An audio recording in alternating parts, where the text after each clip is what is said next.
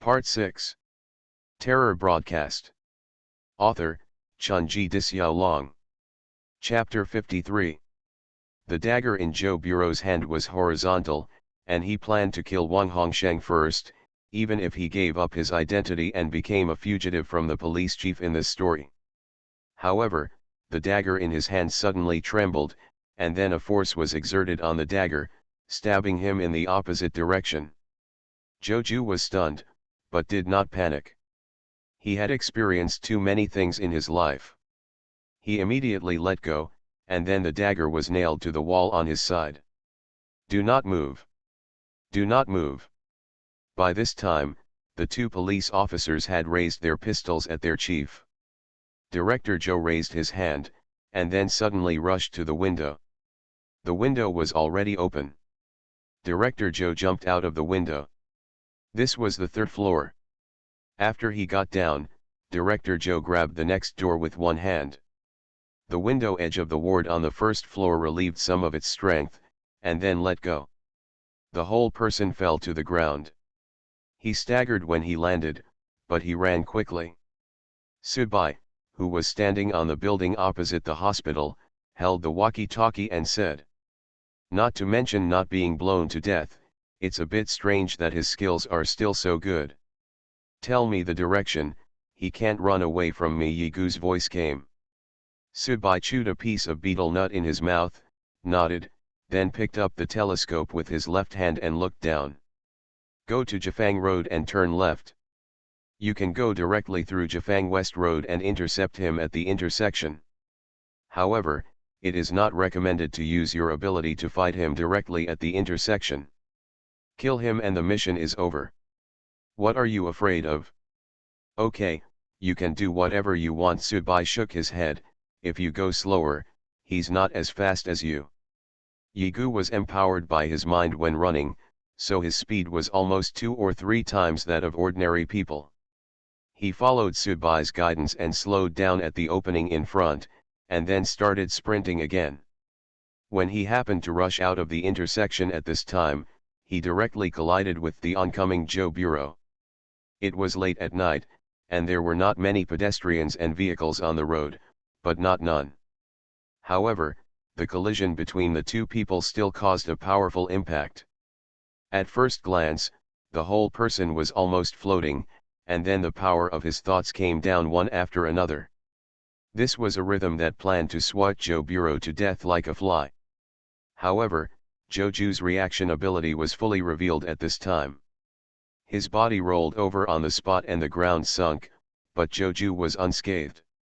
Subai held a telescope and chewed betel nuts while watching the scene below, which felt like watching a movie. However, Zhou's performance was indeed beyond expectations. There seemed to be more secrets hidden in the other party's body than expected. At that moment, Subai clearly saw Zhou's body almost twisting when it rolled over. Is this also a move in Kung Fu? With a frown, he thought he would be able to crush his opponent to death in the first frontal impact, but his opponent came out like an extremely smooth loach. This made Yugo feel a little embarrassed. He is a very vain and egotistical person. The biggest characteristic of such a person is that he is very arrogant and cold when he treats people who are weaker than himself, but he is very arrogant and cold when he treats people who are stronger than himself. He will be particularly arrogant towards people. When he learned about the relationship between Subai and Liji, he immediately changed his attitude towards Subai. This kind of character can be seen. Of course, this is also because Subai himself actually they don't understand what Dark Lichi's status is in this circle. After all, Subai himself is just an experiencer. Director Zhou quickly took out his pistol and pointed the gun directly at him. Yigu snorted coldly, waved his hand, and an invisible wall appeared in front of him. "He's going to run away." Subai spit out the betel nut in his mouth and walked down the stairs. Zhou did not shoot, but turned around and started running in the other direction. After being sidelined, he let out a roar, and then continued to pursue him. On the street, many people looked shocked when they saw a man who could fly. Their performance would actually have an additional impact on this story. Of course, it was also because it was late at night, so the impact wouldn't be great. Joju couldn't run in a straight line. The opponent's feet were almost hanging in the air, and he was running like a float. How could he be faster than the opponent when he was running on his own feet? But Joju's experience was revealed at this time. The two previous listeners, Chiuhi and Zhonglu, were actually quite good, but they were still killed by Subai and Joju. The reason was that there was a huge gap in experience and combat ability between the two sides. Joju, in this regard, has almost reached an extreme, as if he had spent most of his life being hunted. At this time, even when faced with being chased by a strong man like Yigu, he's still able to appear at ease. Joju climbed directly over a wall and climbed over again after a glance, but the next moment, he found that he could not find Joju's location. Hey, hey. Yigu used the walkie-talkie to contact Subai, but due to the distance or other reasons, there was no response. After looking around, he finally continued to walk forward, and then jumped out from the opposite wall. Not long after he came out, he saw a figure walking across from him. It was not Joju, but Subai. "It's dangerous here, what are you doing here?" Yigu said. Subai shook his head, "We can't even catch him like this. He must be nearby." "Then what? Your strengthening is your mind power, not your mental powers." Subai exhaled, "This guy has been a fugitive for decades, and he has too much experience in escaping. Is he really the murderer? Well, he should be about the same age in reality as he is in the story. Therefore, in this world, for some reason, he is an experiencer and a murderer at the same time, or he has his own. The side mission is to continue to play your previous role in this story, which may also mean more rewards. But he is an experiencer, and it is impossible for an experiencer to get task prompts. Everything has exceptions. This group of experiencers can be tough with the audience. Do you think this is consistent with your experience and what you think is common sense?" He was speechless for a moment, because Subai was telling the truth. Boom! What sounded like a trash can being knocked over came from across the street. With a raised eyebrow, the whole person immediately levitated and moved quickly that way. Subai was a little confused. He had just finished praising the guy for his ability to escape and would not make such a mistake. Subai stretched out his hand and wanted to stop Gugu, but Gugu was too fast and the distance between him and him was suddenly closed. "So far. You." Subai opened his mouth, but stopped talking and walked forward. However, when Yigu just exited the entrance, a dazzling light suddenly shone over him. Yigu immediately closed his eyes, and then the sound of a car accelerating and wheels rubbing against the ground came. A glance also made his heart skip a beat, and he pushed forward with both hands. At this time, it was too late to dodge, and his mind force formed an invisible wall in front of him. Boom! The car hit the invisible wall directly, and the front of the car dented directly. Yigu stood motionless at first, then spurted a mouthful of blood from his mouth, staggered back several steps, and there was a wave of blood coming from his body. There was a crisp sound of bones breaking, and the whole person fell to his knees on the ground. Even if he glanced at it, facing the sudden acceleration and collision of the car, it was unbearable. Although the wall of his mind blocked the car, it was his body that bore the terrible impact. The car door was kicked open, and Joju walked out of it. He had a wanton smile on his face, and his face was almost completely disfigured due to burns. It was as scary as it could be. Joju didn't seem to care that he was kneeling on the ground and was breathing out more air than he was taking in. Instead, he looked directly at Subai on the other side, jumped twice on the ground somewhat exaggeratedly, and then shouted. "As I said, those arrogant guys who have no power but no experience and vigilance are no different from idiots." Subai nodded, deeply convinced. Although Yigu was much better than other listeners, he still underestimated the enemy just now. Subconsciously, he still regarded Joju as an ordinary person, but this ordinary person, young at that time, he was the murderer of the Bian serial murder case, and then fled all the way. He should have fled to Southeast Asia, learned Muay Thai, and then lived a life of being wanted and hiding himself for decades. After decades, he survived. Wow, this person's character and methods are really terrible.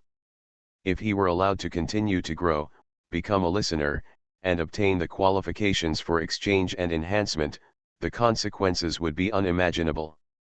In Sudbai's view, people like Joju seem to be tailor-made for horror broadcasts. Same, a perfect match. When he dies, the story ends. Before that, I want to take your head first and then kill him. After all, the more story points, the better. Joju began to smile and walk towards Sudbai. I tell you, you will regret it, Sudbai said seriously. No, do you think I can't tell? Your steps are sloppy, your body is weak and cold, and your breath is disordered. You are clearly a sick man through and through. There must be something wrong with your physique. You are a sick man now. If we don't take the heads, then even God will really not be able to stand it. I'm not going to lie to you, you will really regret it if you go forward. Sudbai stood there motionless and continued to speak seriously. Fart. A blade appeared in Joju's palm, and then passed across Sudbai's neck quickly. Then he grabbed Sudbai's shoulder with one hand and kicked Sudbai in the lower abdomen. However, his foot, as soon as he lifted it up, he let out a scream, took several steps back, and looked at his palm in disbelief. Ice actually formed on the palms of my hands, and the muscle tissue in my hands was completely frozen to death. Sudbai stretched out his hand and touched the wound on his neck. The wound was visible to the naked eye and recovered as fast as before. Then, looking at the panicked Joju in front of him, he said softly, I told you everything, but you didn't listen. Oh shit. Mentally retarded. Terror broadcast. Author, Chunji Dixiaolong. Chapter 54. Sudbai twisted his shoulders. He still looked weak and had a cold stomach. He seemed to be a seriously ill person. Coupled with the look of a faint smile on his face, he really looked like a seriously ill person. Yes, harmless to humans and animals. However, Director Joe has cursed him countless times in his heart. His hand is completely damaged. It is more completely burned than the previous explosion. This hand has been frozen to death. If he hits it with a hammer now, they will all be crushed directly. However, Joju is also a ruthless character after all. He took out his gun without hesitation, turned around, and wanted to kill one Gu with one shot. Once the mission is completed, everyone will be teleported out of the story world in an instant. Sudbai coughed, and then moved forward. The blood on his body accelerated in an instant, and his whole body's potential was stimulated.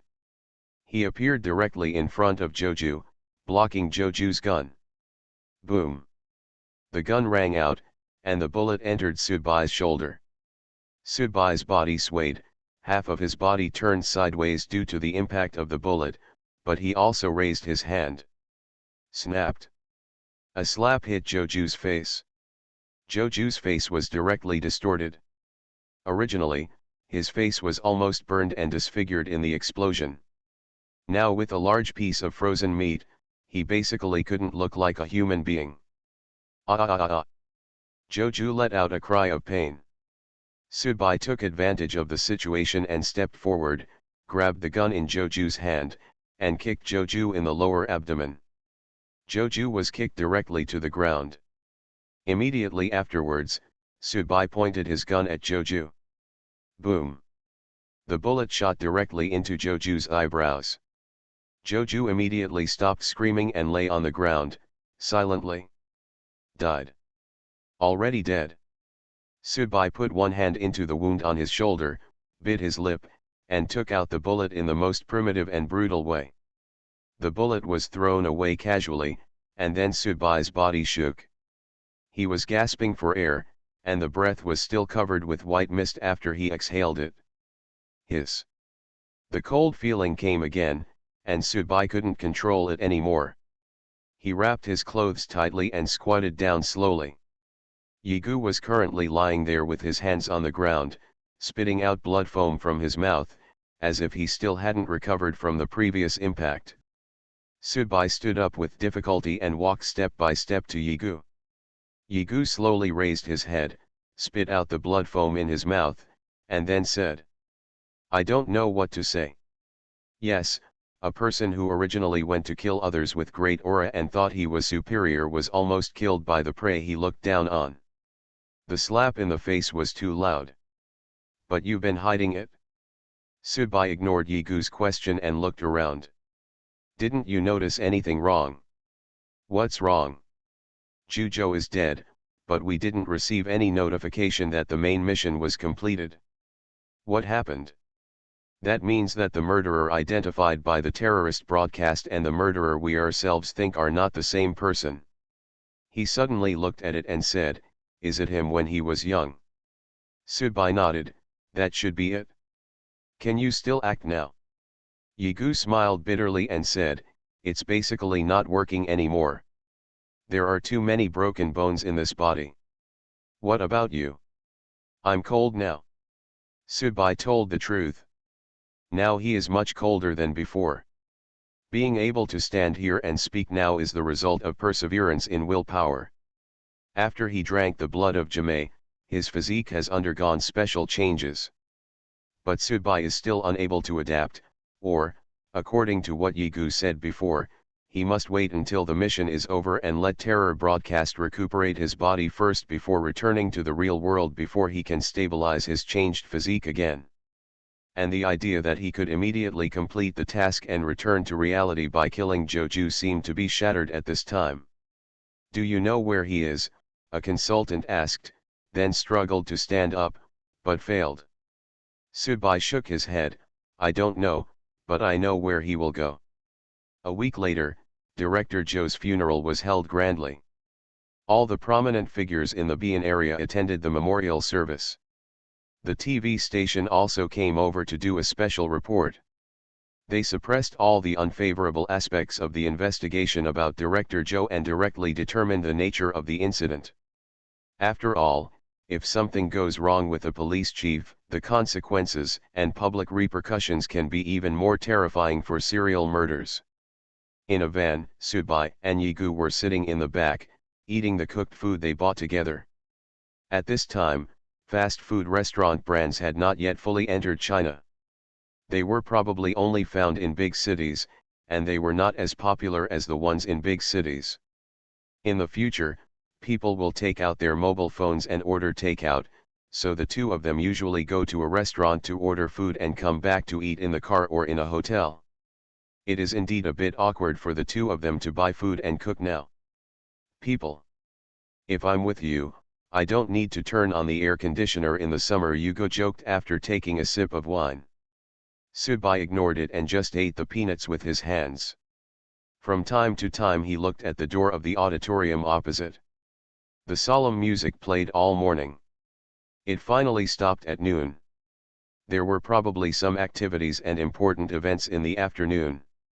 Some people wanted to come to pay their respects, but at this moment, the sun was high, and everyone was busy eating and resting first.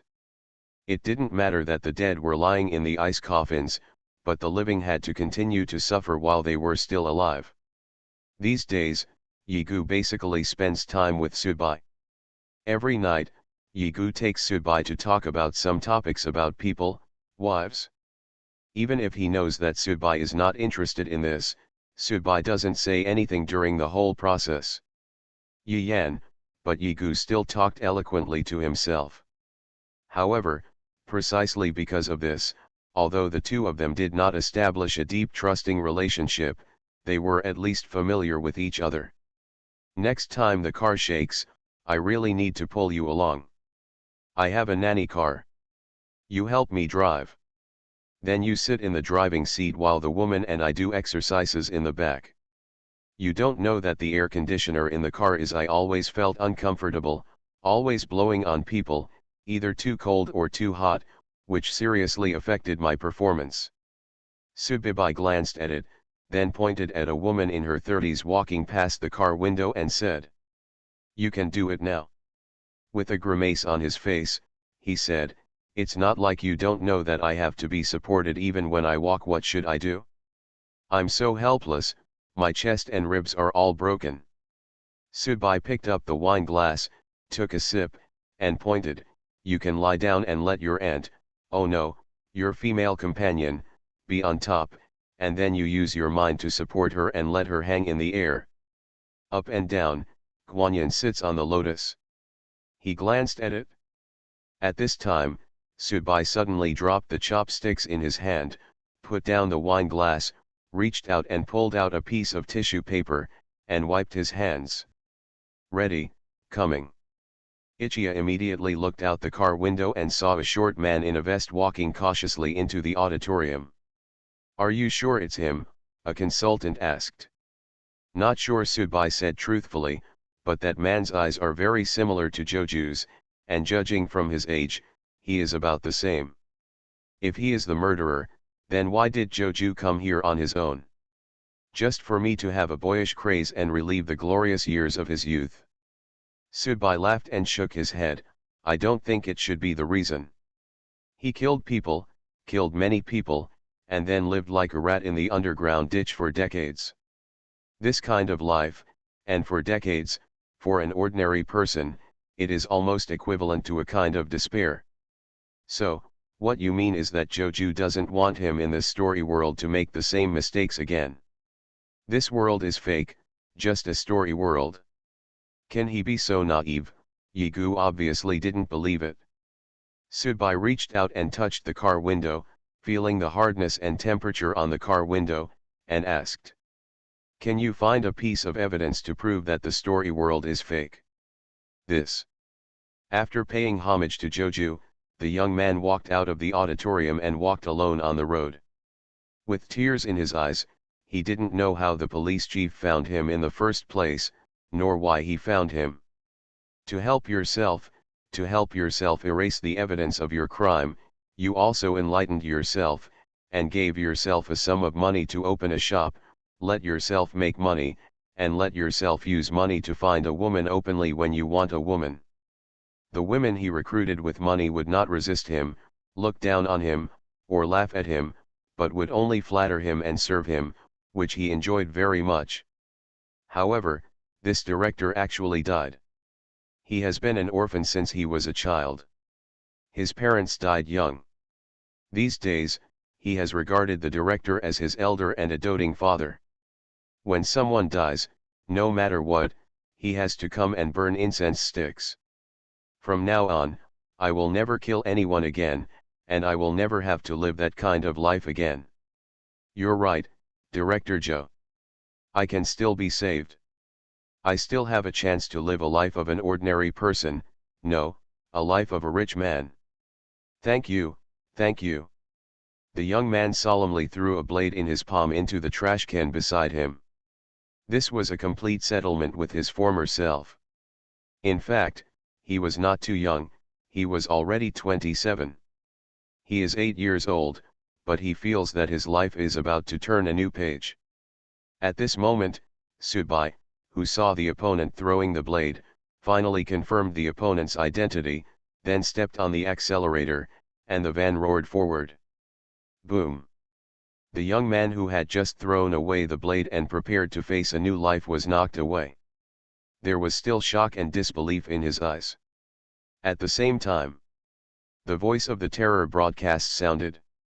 "Dear listeners, this story ends here. We welcome you to continue listening to our program in the next period. Us. See you or leave. You are listening to Novels at Bless Up channel.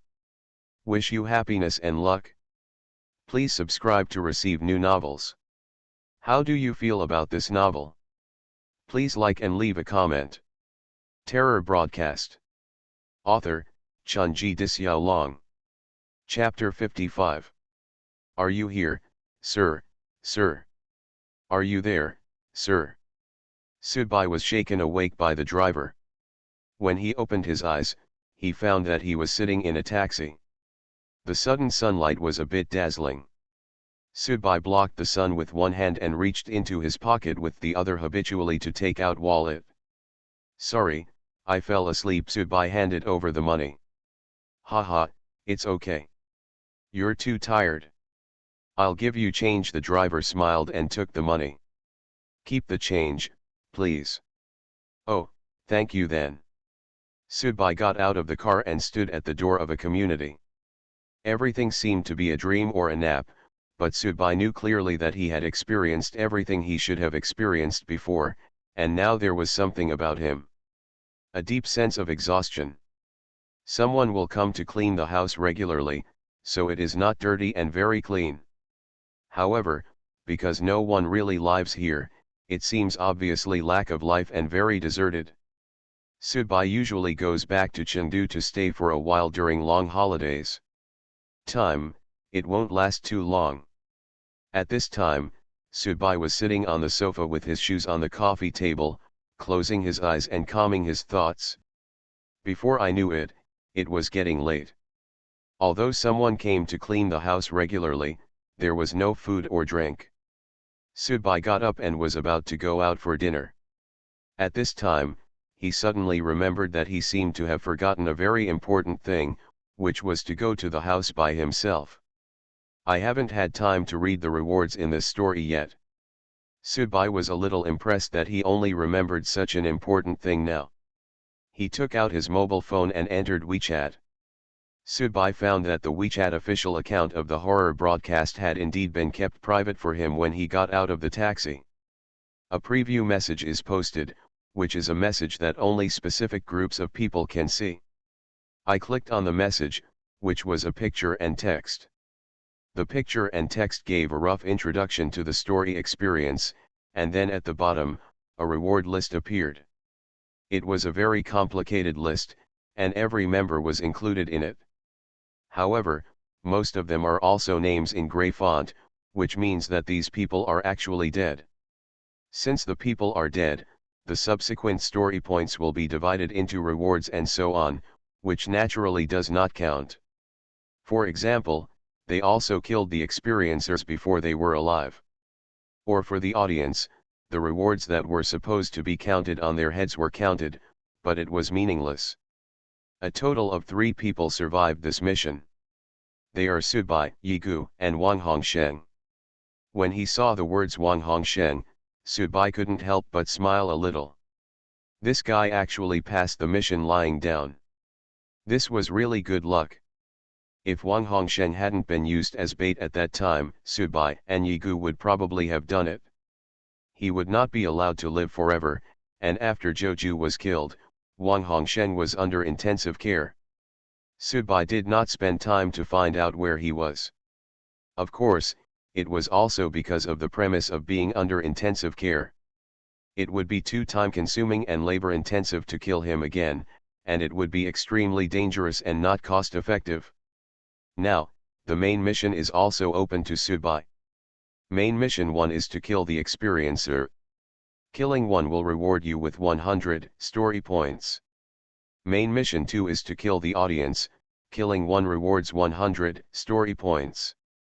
Main mission 3 is to judge the murderer and reward 300 story points, distributed according to contribution. The word trial here is worth pondering. Catching the murderer and sending him to the police station to confirm the case should be regarded as completing the task, and skipping legal procedures like Subai and sentencing him to death can also be regarded as a kind of trial, which can be regarded as a relatively open task. Another point is that the rewards for killing experiencers and killing listeners are actually the same. This is enough to show that in the identification of this horror broadcast, this group of experiencers and this group of listeners actually have about the same weight. In fact, on the topic, if the experiencer and the audience really had a battle between soldiers and generals from the beginning, the experiencer side might win in the end. At the end of the story, if it weren't for Subai's action, in the Zhou Bureau in the duel with Yigu, Yigu was almost defeated by Joju. In fact, if Joju himself was not too pretentious and greedy, with the other experiencers' attitude towards him, and the team that Subai also recruited, he would have to face a man who only knows how to play with people, wives, and children. As the leader but the audience is actually divided, the chances of winning are really high. Wang Hongshen, Main Mission 1 Reward, 0. Main Mission 2 Reward, 0. Main Mission 3 Reward, 30. Total Reward, 30 Story Points. A glance, Main Mission 1 Reward, 0. Main Mission 2 Reward, 200. Main Mission 3 Reward, 100. Total Reward, 300. Goodbye, Main Mission 1 Reward, 300. Main Mission 2 Reward, 100. Main Mission 3 Reward, 170. Total Reward, 570. After reading the list in this column, a smile appeared at the corner of Sudbai's mouth. Sure enough, his reward was the highest, and there was actually a lot of luck involved in it. However, luck was actually a manifestation of his own strength. In fact, a lot of rewards have evaporated. Except for the main task 3, which is only distributed to the survivors, the main task 1 and the main task 2 are both wasted on the dead person Joju. 570 story points plus a little bit left over from last time, is almost over 600, which is quite a lot, at least for Sudbai's level, so Sudbai took advantage of the situation and opened a public account. Go to the WeChat store section to check the redemption items. Naturally, the first thing he looked for was the Bloodline Constitution category. As expected, Sudbai's ruined vampire blood had no option for further advancement. What's more, what made Sudbai even more stunned was that the screen was almost full of bloodlines. The physiques are grey to him, which means they cannot be redeemed. This is not because Sudbai has insufficient story points. In fact, most of the bloodlines and physiques are in the initial stage, which is the so-called G-level bloodline physique exchange level. Basically, they start with 100 story points and then go up one level and exchange 500 story points to upgrade to the F level of the bloodline. From high to low, they are from S, A, B, C, D, E, F, G is arranged in G, and the story points required for redemption are also increasing step by step. There are actually higher redemption levels above S level, but Sudbai does not have the permission to check it. You must know that Sudbai has completed 3 experience tasks now, which is considered a real deal. Audience. Based on Sudbai's current 600 story points, it is completely possible to upgrade a bloodline's physique to F level, which means consuming 600 story points. However, looking at this grey project, it means that it is not because there are not enough story points. It cannot be exchanged, but because Sudbai's current physique cannot integrate a new bloodline. Originally, the ruined vampire blood did change Sudbai's physique, but the effect was not complete. Sudbai was not a vampire in the traditional sense. Therefore, there might be some bloodline physiques that Sudbai could not redeem, but the number would definitely not be too high.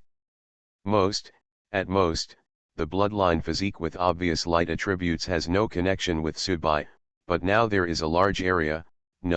Basically there is no redeemable bloodline physique. After sucking the blood of Jame, the ice power enters the body and mixes it. His original body was in conflict with the vampire constitution. When he finally left the story world, he was sorted out by the kind and considerate horror broadcast, which stabilized his constitution.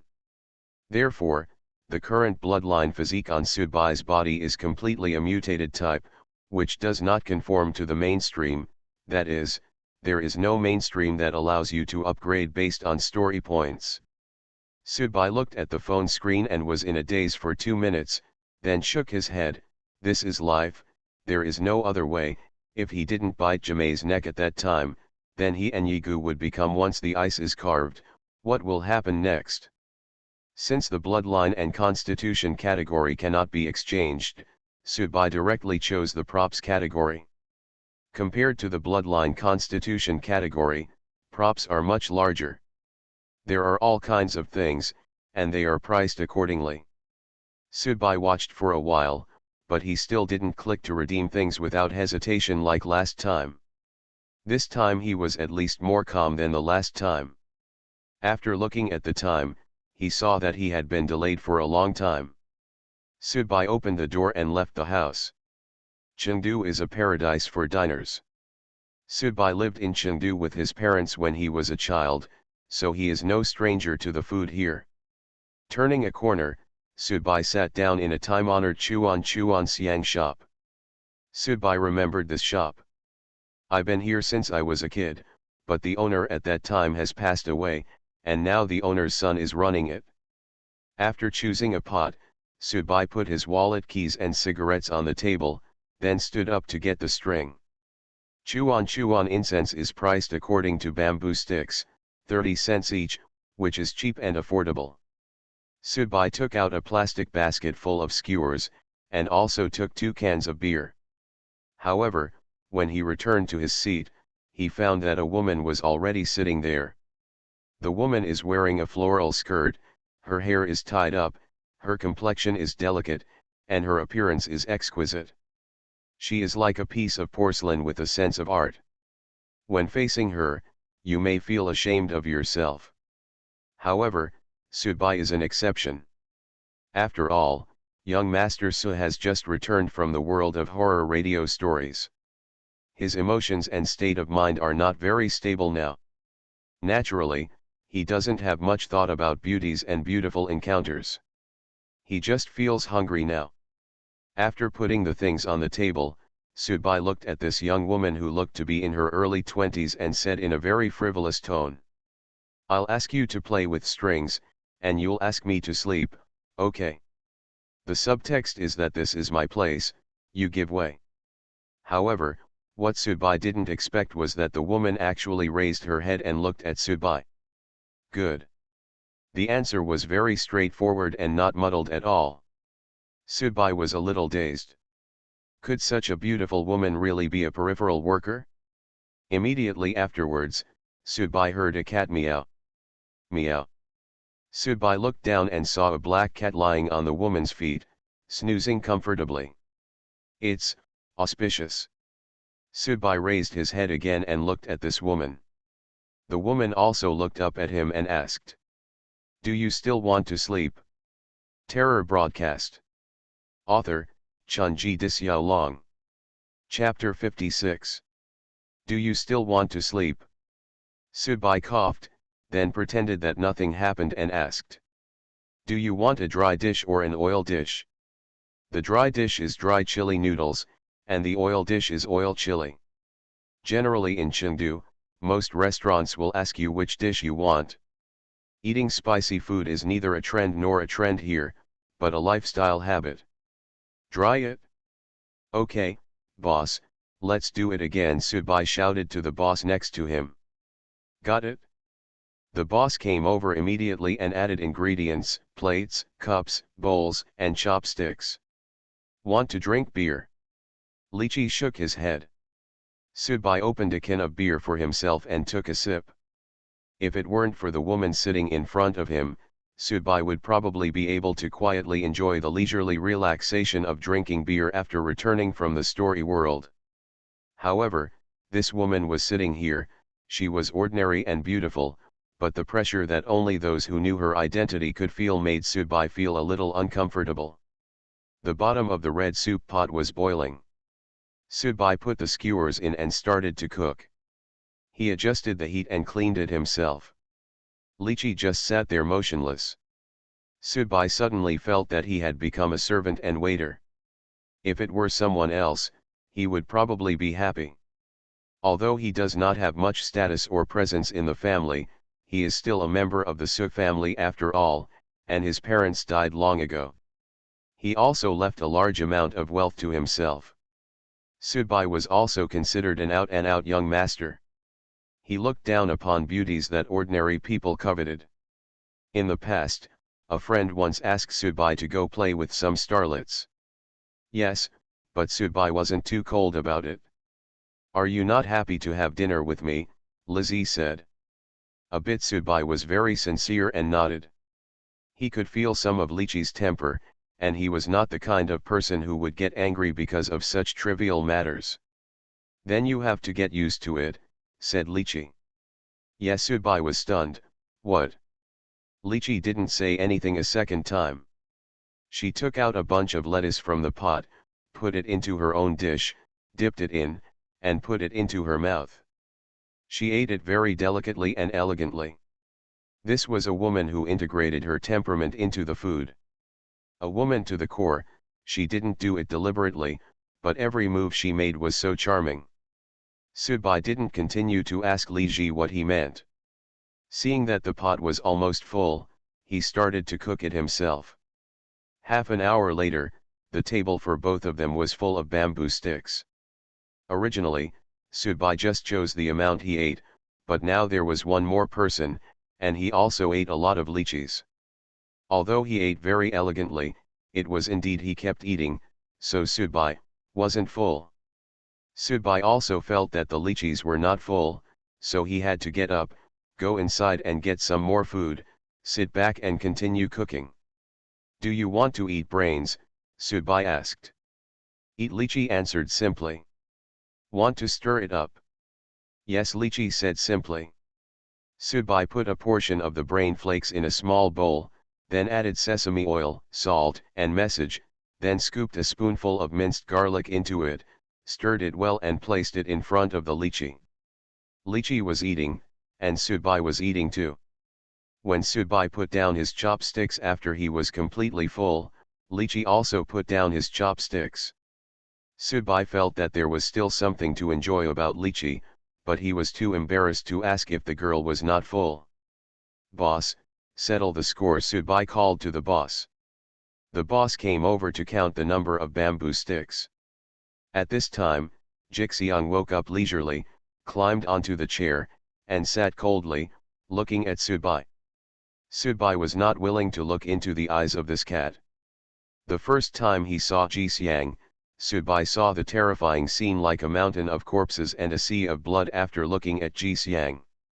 For a normal person, even for an abnormal person, that kind of picture is really too oppressive. Subai paid the bill and stood up. What Subai means is, after the meal is finished, is it time to disperse? Lychee also stood up, and Jixiang followed behind Lychee. Seeing the lychee walking further and further in front of him, Subai suddenly felt a little lost. He took out a cigarette and lit it. To be honest, Subai had been holding it in for a long time. When eating spicy food, he preferred to smoke a cigarette to slow down. However, in front of Lychee, Subai seemed a little more restrained, probably out of consideration for basic etiquette in front of a woman. Finally, the figures of Lychee and Jixiang completely disappeared in the blind spot of the street lamp. Subai finished smoking the cigarette in his hand, still put it on the ground, stepped on it, and was ready to leave. But at this moment, Subai's cell phone rang. He took it out and saw that it was a WeChat message sent to him by Lizzie. "Don't go home tonight." Subai smiled for a while and asked if he was not going home, would he sleep at your house? Of course, Subai didn't reply to the message like this, he just replied. However, there was no reply from the other side. Subai shook his head. What the hell, he really couldn't go home. Lizzie would not target without aim. Last time, Lizzie told him to be careful of people like him. Later, it turned out that Joju, who was also an experiencer, was the one. The most terrifying existence in the story world. This time, the other party came to eat with me for no reason, and left this sentence to me. He was definitely not making fun of me. From a glance at the reaction to hearing the name Lychee, it can be seen that Lychee's status in this circle is much higher than Subai himself had imagined before. If you don't go back, then get a room outside. With a little sense of absurdity, Subai came to the home inn across the road from his home community, booked a room, took a shower after entering the room, then lay on the bed and turned on the TV. After a while, as if he really needed a good sleep, Subai turned off the TV, pulled up the quilt, covered his belly, and fell asleep in a daze. Jingle bell. Jingle bell. The phone rang for a long time, and Subai had to stretch out his hand and answer the phone. Hey. Subai responded weakly. Abai, I am your ninth brother, and I have brought your things. Oh, brother ninth, where are you now? At the door of your house, where are you? It seems you are not at home, right? I'll be right back. Subai got up, put on his clothes, walked out of the room, went down to the first floor, and when he walked out of the hotel, the cool night breeze blew across his face. Subai's slightly groggy mind suddenly woke up. He silently took out my phone and clicked on WeChat. Lizzie's WeChat message was still there. Don't go home tonight. Subai frowned and dialed Brother Ju's number, but a tone came from the other end of the phone. Sorry, the phone you dialed has been turned off. After putting down the phone, Subai hesitated. These things were a bit too coincidental. Because of the previous experience, from a rational point of view, he believed in Lychee. However, brother ninth brother has always been like half of his elders since he was a child. Subai still remembers that when he was a child, when his parents were still alive, ninth brother liked to pick him up and put him on his shoulders to play with him. However, Subai did not wait to cross the street and go home directly. Instead, he sent a video request to Lizzie from WeChat. To Subai's surprise, the video was quickly picked up, but what appeared on the screen was not a Lychee, but a black cat, which was Jixiang. Looking at the black cat, Subai suddenly felt speechless, but he knew that Jixiang could understand human speech, so he said directly. A relative of mine came to my house, can I go back to pick him up? Meow, Jixiang called. Subai. Jixiang shook his head and continued to act aloof, but he still moved the phone away, allowing Subai to see a very exquisite bed, but there was no one on the bed. Jixiang stretched out his paw and waved it in front of the camera. Lychee isn't here, Subai asked. Meow, Jixiang nodded. Subai took a deep breath. There was nothing he could do. He hung up the video. No matter what, he still had to go find ninth brother. However, at this moment, a car drove up and stopped in front of Subai. The window rolled down, revealing Brother Ju's face. Hey, why would you sleep in a hotel if you have a home? Is the house not cleaned?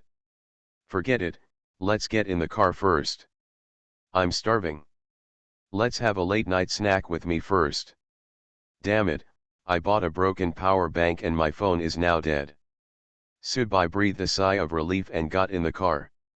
Brother Ju put it into gear and the car continued to move forward. How's it going? Did the trip go well? Subai asked. It's okay, it went smoothly. Haha, it's not like going through customs. How can it be so strict? Brother Ju picked up a pack of cigarettes and handed one to Subai. Subai took the cigarette and lit it himself first. Then seeing that Ju Ji couldn't seem to find his lighter, he immediately said. I come. Subai brought his lighter closer to him.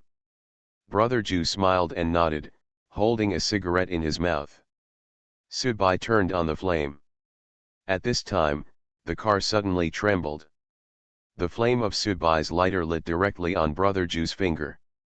Subai subconsciously wanted to throw the lighter away, but he suddenly thought of the message left by Lychee, so he moved a little slower.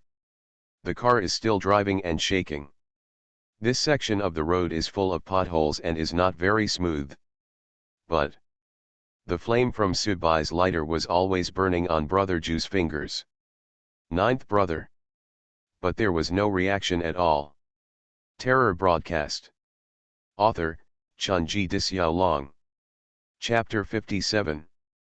At this time, someone suddenly walked to the middle of the road and waved, and blocked him directly in the middle of the road. At this time, Subai also moved the lighter's flame away, calmly put the lighter into his pocket, and then blew out a smoke ring. Brother Ju stepped on the brakes. The person in front is a fat guy who looks like a summer guy, but he is wearing a coat that doesn't look very thin. If his body wasn't very clean and his skin was fair, he would have been thought to be a lunatic who escaped from a mental illness. When the fat man saw the car stopped, he immediately ran over. When he pulled the car door, he found that it was locked. Brother Jew frowned and seemed to be planning to drive away. However, Subai turned sideways and reached out to unlock the rear door. Fatty opened the door and got in. After he got in, he found that the entire car had sunk a little, which was enough to show his weight. It must be this car. I've been waiting for it for a long time. It's such a shame that Diddy made me wait for so long after taking my order. Fatty complained. You got on the wrong bus, I didn't pick up. Brother Jew's words were directly interrupted by Subai. Forget it, buddy, wherever you are going, we will take you there. The fat man nodded with a smile and said without any courtesy, Huan Huaxi Park. Brother Ninth, let him go first. Subai took out his mobile phone, looked for the location directly on Baidu map, and then placed the phone in front of Brother Ninth. Brother Jew nodded when he saw Subai being so persistent. The car began to move smoothly. Subai put a hand on the car window. The wind outside kept blowing, making Subai feel a little dazed. It seems that since he first came into contact with the horror broadcast, he has become a broom star. He doesn't like this feeling very much. He especially remembers that when he was a child, he was held by his aunt to attend his grandfather's birthday, and someone behind him was chewing his tongue. He said that he was a Sangman star. After hearing this, his aunt had a big fight with the sisters-in-law. Lychee had warned Subai before not to go home tonight. Subai also knew that there might have been some accidents when ninth brother passed by his house. The lighter just now had actually verified this, but Subai didn't feel it either. Do you have any regrets? It's just like whether you go or not when your parents are in danger. There are not many people in this world that Subai deserves to miss and care about. Moreover, if something unexpected happens to ninth brother, mostly it was because of myself. That bronze box. When his thoughts were confused, Subai suddenly saw in the reflector what the fat man sitting behind him was doing.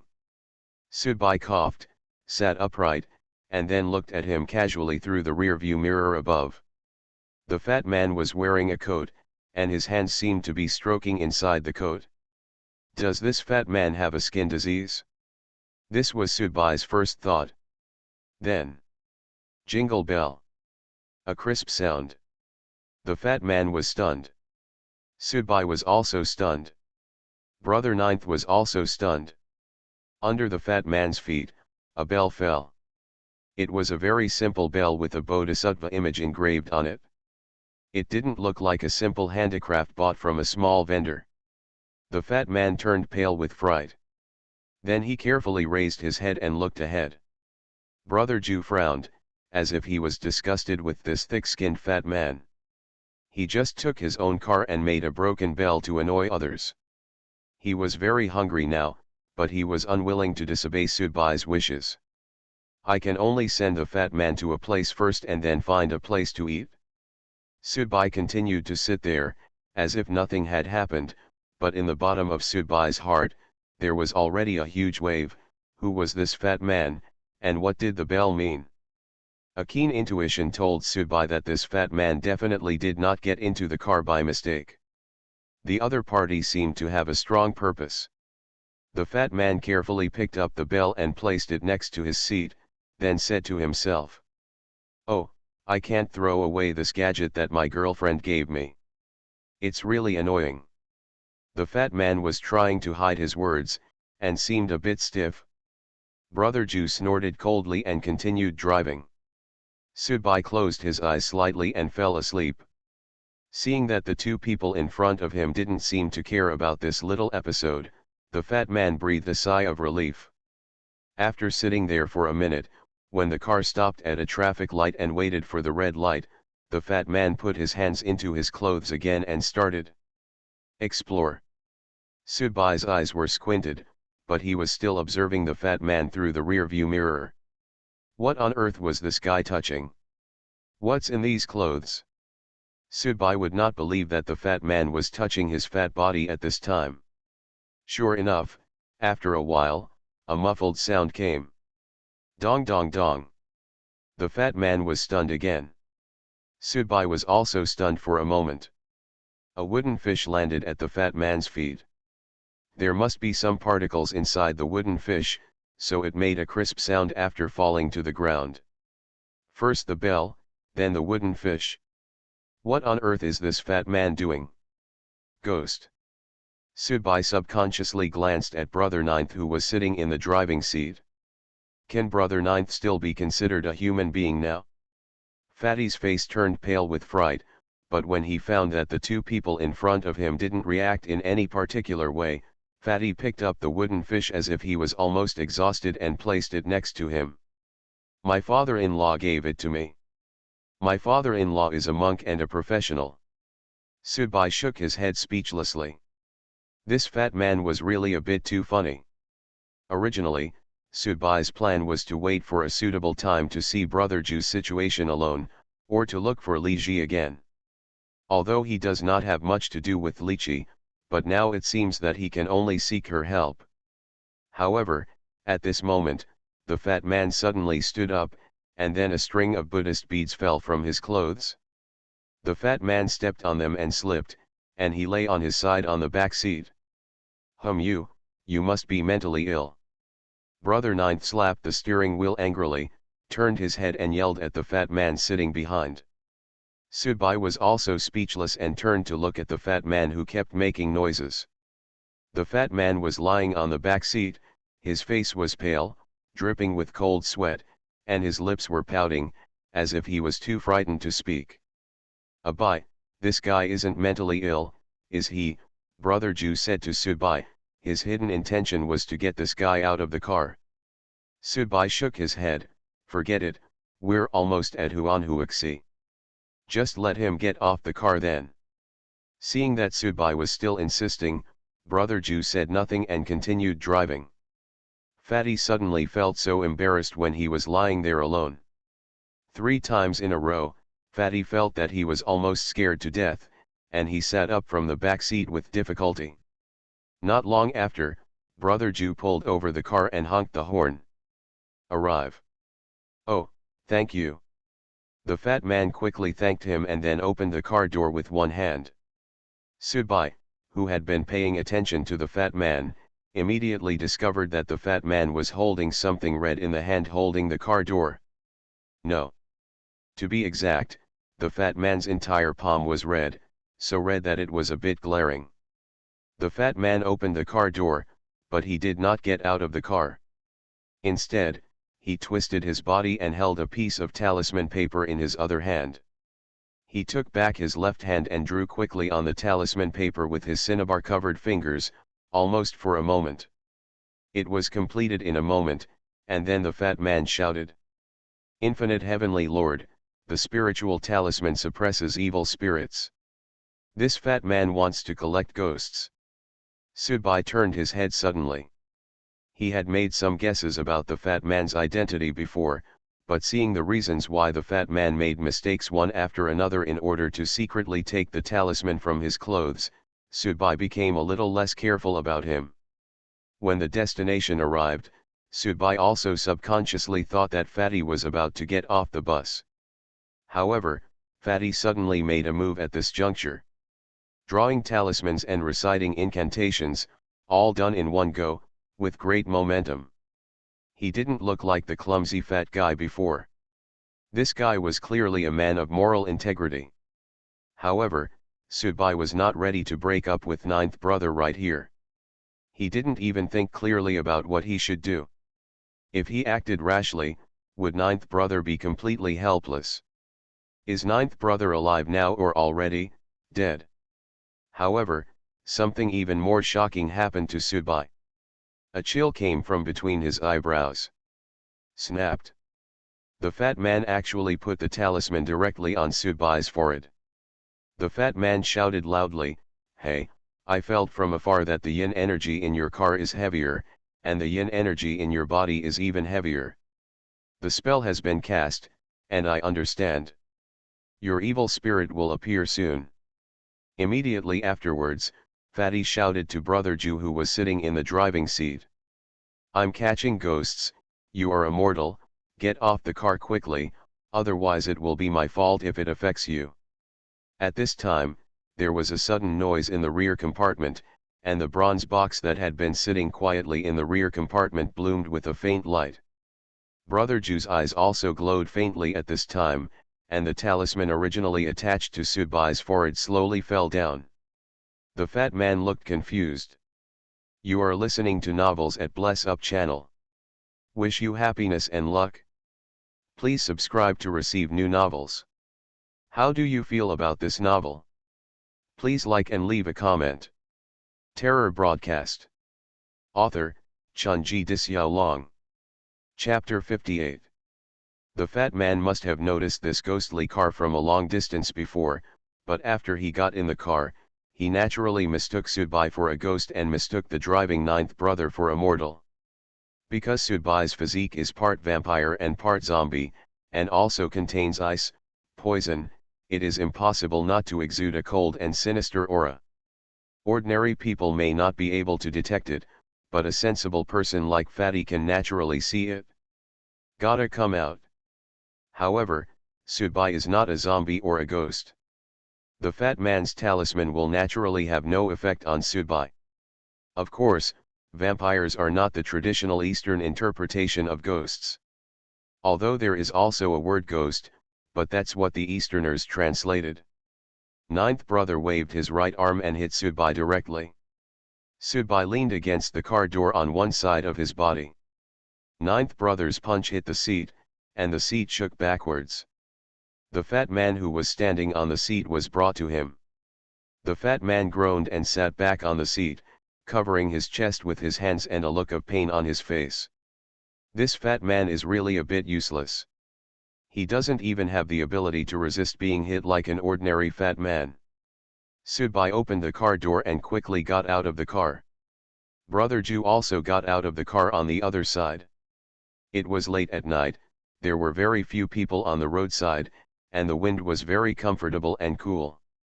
It would be a good enjoyment to sit next to them, eating barbecue and drinking beer, but at this time, life and death were facing each other. I'm curious why you didn't die. The voice was still Brother Ninth's, but the tone was definitely not that of Brother Ninth. This was definitely another person. Sudbai frowned. He suddenly thought of who this person was, or who the guy who possessed ninth brother was. Get out of Brother Ninth, otherwise, even if you become a ghost, I won't let you go. Ha ha ha ha. Brother Jew laughed loudly. Who do you think you are? I have become like this. Why are you still alive and well when you should have died? This is not fair. I want you to become like me and become it together, slave. Brother Ninth rushed towards Sudbai again. In Sudbai's memory, ninth brother was practicing foreign kung fu, and his moves were fierce, but at this time, ninth brother's steps had a rhythm, and his moves had a strange rhythm. This was obviously not the category of external kung fu. With a kind of freehand brushwork of internal skills. It was really the soul of the old man who practiced martial arts that was attached to ninth brother. Boom. Brother Ninth's punching routine was no longer a rampage, but a twist, with murderous intent hidden at the same time. In the face of this kind of attack, Sudbai's parry looked very awkward, and Brother Ninth soon found a flaw. The fist hit his chest, and Sudbai took several steps back. Brother Jew stepped forward, threw himself out, and kicked Sudbai with his legs. Sudbai stretched his arms in front of him and forcefully took Brother Jew's kicks. Then he flew out and landed on the ground. Feeling a tightness in his chest, and the smell of blood overflowing from his throat, Sudbai quickly stood up with one hand on the ground, and at the same time, a layer of ice appeared in the other hand. At the same time, Sudbai's face also showed a hint of ferocity. This was a kind of ferocity hidden deep in his heart. It was an additional spiritual influence brought by his bloodline. Under the premise of being suppressed and beaten in this way, This kind of inner anger it burst out naturally.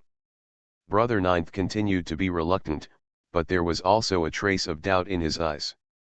Sudbai's ability to withstand damage was really incredible. Most people would not be able to crawl away even if they survived after being punched by him and enduring these 2 kicks. He got up, but the guy opposite him stood up very quickly. What was going on? This guy was not a practitioner of internal martial arts. Facing the fist wind that continued to come, Sudbai stretched out one arm and directly clamped Brother Ninth's fist, and then smashed his fist towards Brother Ninth. Brother Ninth also took advantage of the situation and raised his other fist to hit him. Come. However, when the fists of the 2 sides were about to collide, Sudbai's seriousness suddenly returned to clarity. He gritted his teeth and unclenched his fists, and the chill inside was released by himself. But in a moment, Sudbai directly ate 9 of them with the palm of his hand. Brother punched him, and the pain spread from his palm to his arm, and his entire upper body trembled at this moment. Sudbai suddenly fell into passivity due to a moment of weakness. But there is no way. Now I am not sure whether Ninth Brother still has hope of survival. If Ninth Brother still has hope of continuing to live, if he does it like that and freezes Ninth Brother's body to death, wouldn't it be his own fault? Kill Brother Ninth with your own hands. Sudbai is not a womanly person, but facing Ninth Brother, he still hesitates. He doesn't have many real elders in this world. Ninth Brother became like this because he helped him carry the bronze box. Yes, how could I just be ruthless enough to kill him? At this time, the fat man finally got out of the car. He opened his clothes and found that his clothes were filled with all kinds of props. No wonder he had to wear such thick clothes in the summer. The fat man took out another paper talisman, held the talisman in one hand and recited the incantation, and dipped the other hand in cinnabar to draw the talisman. When a piece of talisman paper was prepared, the fat man trotted over directly. However, Brother Ninth seemed to have noticed Fatty's small movements from behind. He turned around and kicked Fatty in the abdomen.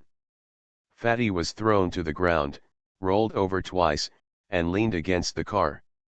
Sudbai took the opportunity to step forward, clasping Brother Ninth's neck with one hand and pressing Brother Ninth's shoulder with the other. At the same time, both hands released a certain degree of cold air at this time. Cold can stimulate the human body. Before, Juji's body didn't react when Sudbai used a lighter to burn it, but at this moment, the cold air in Sudbai's body still had some effect. Brother Ju's struggle began to become weaker, and at the same time the light in his eyes began to flicker. "Fat man, hurry up!" Sudbai shouted to the fat man. The fat man rubbed his butt, stood up again, held the talisman in his hand, and then limped to Brother Ninth, and placed the talisman directly on Brother Ninth's forehead. Brother Ju's body trembled and he stood motionless. Sudbai slowly let go of his hand, and Ninth Brother still stood there with his eyes closed. This scene was a bit like a zombie in a Hong Kong movie being immobilized by a talisman, but Sudbai didn't want Ninth Brother to become a zombie. Finally calmed down. The fat man put his hands on his knees and panted heavily while squatting. At this moment, the trunk began to shake again. Apparently, the bronze box was restless again. At worst, we'll end up together. Sudbai was also aroused by the bronze box. He should not have thought so much about the use of bringing this box with him at the beginning, but the facts have proved that he doesn't have the ability to control this box. He wants to destroy this box, throw it into the boiler or simply sink it into the river. In short, this damn box will never have a chance to appear in this world again. Buzz. A line of white smoke appeared, condensing into the figure of a woman. It was the female ghost in the school. The female ghost looked at Sudbai with an obvious fear. "Let's make peace. I represent it and come to make peace with you," the female ghost said softly. "Make peace? You turned him into this, make peace." Sudbai pointed at Ninth Brother, who was standing motionless with a talisman behind him. The female ghost looked at the fat man and said, "It was the lame Taoist priest with only half a bucket of water who took out the spiritual talisman and stimulated it. Its original intention was just to find a suitable place to receive sacrifices. Restore him to his original state, otherwise." The female ghost nodded. "It sensed your thoughts? You wanted to destroy it or bury it forever, so you released me to make peace." Subai smiled a little in his heart. It seemed that this box was also a master of hard work and not soft use. The female ghost looked at the rear compartment. A white light was released from the rear compartment, and then a black smoke flew out from Brother Nine and disappeared into the white light. Brother Nine paralyzed directly on the ground. He's just been possessed by a ghost for a long time, and his body has lost some energy. But after a while of conditioning, there won't be any problems. At this time, the fat man stretched out his hand to open Brother Ju's eyelids, and then nodded. "The problem is not big, it's just that I won't be able to get through it in a month." "Where is it going to be placed?" Subai asked. "Your family, it knows, you have secrets, you can sacrifice to it." "Impossible." Subai refused directly and put this thing in his own home. "Think too much. It can also give you what you need." While the female ghost and Subai were communicating, the fat man limped towards the car. He was panting heavily and had several bruises on his face. It seemed that the fat man's previous performance was too unbearable, whether it was Subai or not. Neither Bai nor the female ghost paid special attention to the fat man's actions, even the bronze box in the carriage. "Damn, fatty, I want to see what kind of evil thing is pretending to be a ghost." The fat man cursed and reached out to open the trunk. "Don't look at it!" Subai shouted immediately.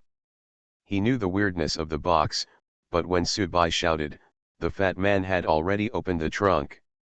It seemed that his reminder was a bit too late. After all, Subai didn't expect Fatty to be so stunned.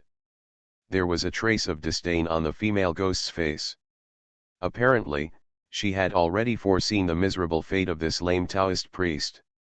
However, a scene that shocked everyone happened. Fatty opened the trunk, but nothing happened.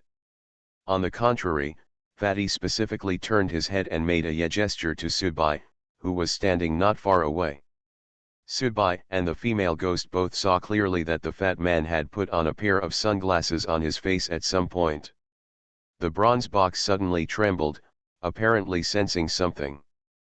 But the mean smile on the fat man's face became more and more obscene, like a cat that finally caught a fish. Terror Broadcast. Author, Chunji Disyao.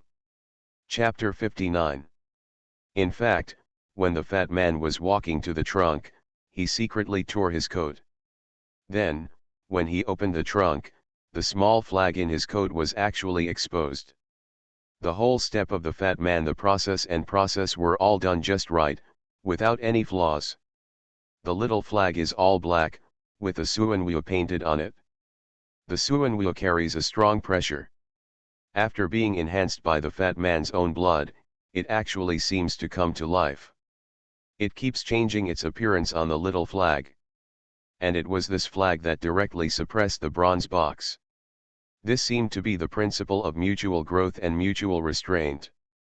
The bronze box really seemed to be completely suppressed after this flag came out, and a faint basalt shadow also appeared on the box. It was like a tiger's mouth was sealed and couldn't bite anyone. "Is it easy for you, fatty? I've been pretending to be stupid for so long just to get close to you. Grandma, I think I was finally caught by fatty. Hee, this time, it's not a loss." As he spoke, the fat man held the bronze box in his arms. The bronze box was very heavy. It took 2 adult men to move it before. However, the fat man seemed to be able to pick it up with ease. This was enough to show that he had faced Brother Ninth before. The embarrassment he showed at that time was mostly just an act. Moreover, the fat man did not intend to deceive Subai and Brother Ju from the beginning, but intended to deceive the bronze box in the trunk. He wanted the bronze box to believe that he was just a lame Taoist priest with half a bucket of water, so that it would be convenient for him in the end. Time to start. The little flag was inserted directly into the gap of the bronze box by the fat man, then he waved to Subai and shouted, "Boy, fat grandpa, I'll give you a break and leave you with a beautiful girl to spend the night with." "Thank you." No matter what, Subai cooperated very well and let Fatty get into the car, and sat in the car until Fatty arrived at his destination. This could be regarded as unconsciously cooperating with him to complete the plan. Fatty's innocuous thank you was nothing. As soon as the fat man finished speaking, he jumped up and jumped over the wall of a construction site on the side of the road as light as a swallow. The visual impact of a fat man jumping so high is quite strong. Regarding the fact that the fat man took away the bronze box, Subai seemed very calm. However, he still had some lingering fears about the thoroughness and professionalism of the fat man before pretending to be a pig and eating the tiger. Strong people are actually not scary sometimes. They are scary. Those guys who are not only strong but also good at keeping a low profile or even pretending to be old pigs, they might suddenly bite you with a smile and swallow you to pieces. In fact, for Subai, it was a good thing that the bronze box was taken away by the fat man. Subai couldn't handle it anyway. If he really took it back to his home as he said before, Subai would be the one sitting on the wax. Now the dangerous thing was taken away by the fat man, but it became much quieter. Since the fat man had the ability to take this box, he must also have the ability to suppress that thing. After helping Brother Ninth up, Subai walked towards the car. Brother Ninth was placed in the back seat, and Subai got into the driving position. The female ghost calmly sat down in the passenger seat. Subai tapped his fingers on the steering wheel. The female ghost seemed a little restrained. In fact, from the beginning, this female ghost, who was actually Subai's senior sister, never showed a feeling of belonging to a ghost. Instead, she looked more like a timid little girl.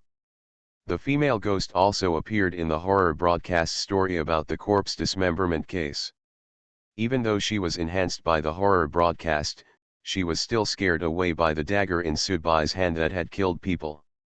This can only show that the courage is really small, so even if the image is projected into the story world of horror broadcast, this characteristic is still so obvious.